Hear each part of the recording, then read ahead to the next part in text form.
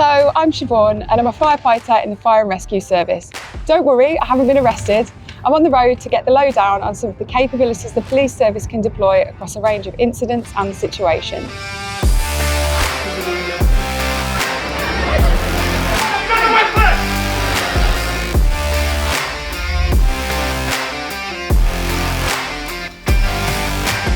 So as response officers, what's your day-to-day? As emergency response officers, we respond to all 999 and 101 calls across Hertfordshire, from vulnerable people to domestics to mental health jobs to public order jobs. It really depends, every day is very different. Generally, when we get to the job, after about 10-15 seconds, you normally know whether another unit or emergency service is needed, such as if you go to a domestic, sometimes there's people injured or sometimes it's mental health. At what point would you then send a message back to your control? So if we declared the incident like a major incident, we'd use the methane process, where we do this via our control room. We'd also ask the supervisory to attend. Not all incidents we go to are major incidents, however we would still use the same process. We would just say ethane instead. Essentially it's a specific way that we tell the control room the information they need. And why is it important to send that ethane or methane message back to control? So it's to make sure that we get the correct and accurate information to the control room so that we don't delay any other potential service that needs to be there who could be more beneficial than us, and just to make sure that we get the right care to the right people. Sam, would you show us what's in the car? Yeah, we'll have a look. So this is generally our standard issue kit that we get.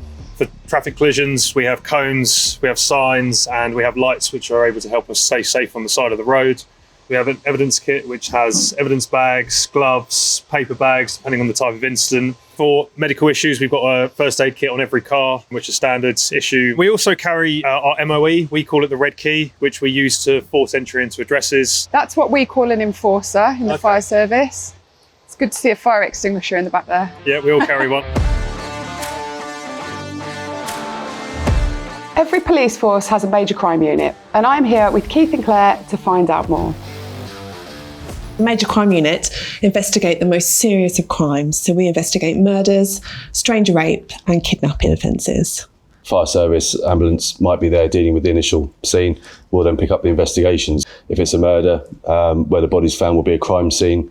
We'll look at forensics, we'll look at seizing exhibits that are relevant to the case, and we also deploy as family liaison officers. So from a fire or ambulance perspective, what do you need from us before we leave a scene? A lot of our jobs sometimes involve, drug users, drug takers. They just don't want to get involved with the police. Yeah. And we really struggle with that, but they might impart some really important information onto ambulance, fire service, anyone else who's there.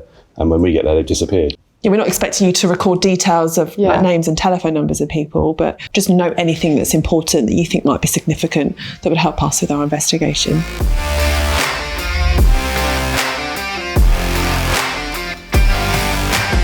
Roads Policing Unit will primarily deal with incidents on the strategic road network, which is the motorway, and all of our major trunk roads. Our primary responsibility will be to attend and investigate serious injury and fatal road traffic collisions. We provide a tactical pursuit and containment capability. We'll also respond to normal incidents, normal policing incidents. We carry an advanced first aid kit, so we carry oxygen.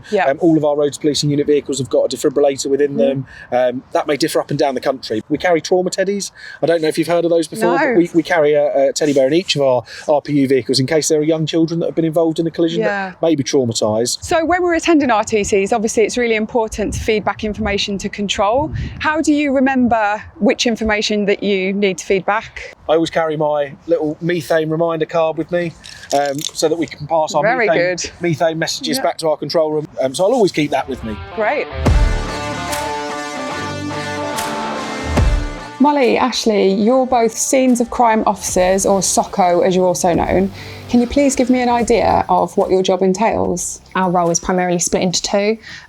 So we've got volume crime scene examiners, which attend scenes ranging from like a theft from motor vehicle up to a burglary dwelling. And then we've got ourselves who attend anything from like a GBH offence up to sudden death, murder incidents. Can you please tell me a bit about how you work with other agencies? So we work a lot with fire investigators after a fire has taken place to help them record the scene with photographs and determine cause and origin of the fire and recover forensic evidence to assist in that process. We also work a lot with the fire dogs as well, who help to identify areas where a fire started. Generally, we work with AMBO on scenes of sudden unexplained deaths and that sort of thing.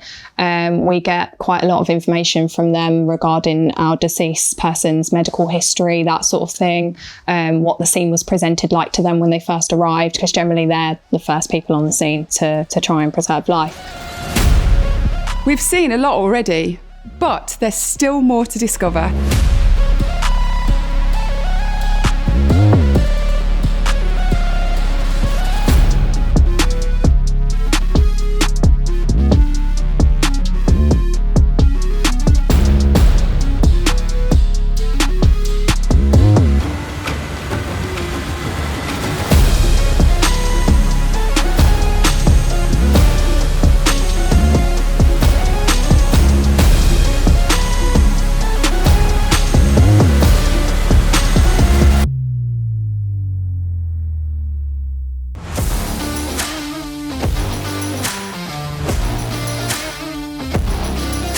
So Luke, tell me, what type of incidents do you attend? It's not just marauding terrorist attacks. We also go to high threat knife incidents involving firearms, and also medical incidents as well, as we're advanced first aid trained. From a joint working perspective, how can I as a firefighter or the ambulance service help you to fulfil your job role on the incident ground? It will certainly vary from deployment to deployment depending on the information and intelligence.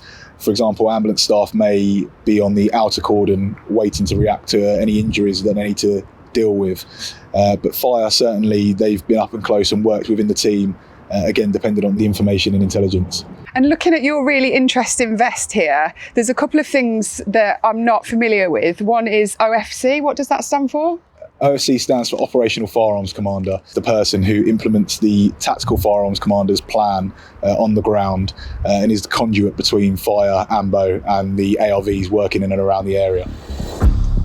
You've got some really interesting pieces of equipment. Would you mind just showing me a couple of bits? So every police force has a differing carbine that they may like to use, but we do need to carry a high velocity rifle with us for firearms deployments. We also have an AEP launcher, which is a less lethal option. They fire effectively rubberized bullets out at the subject to hopefully bring the incident to a safe conclusion.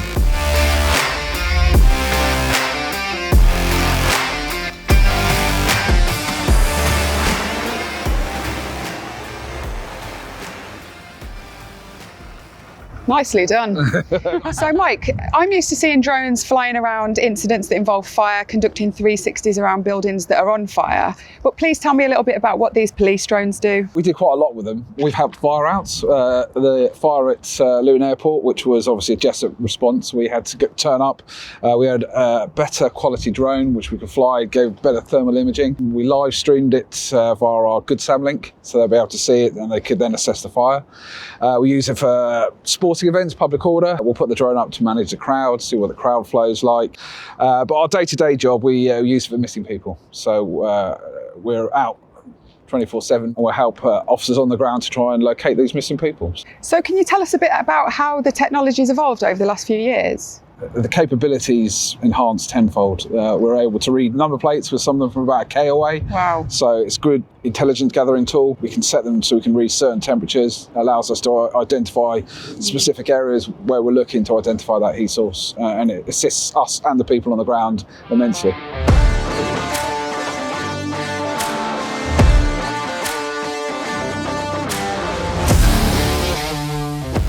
What's he found, Mark? Oh, let's have a look.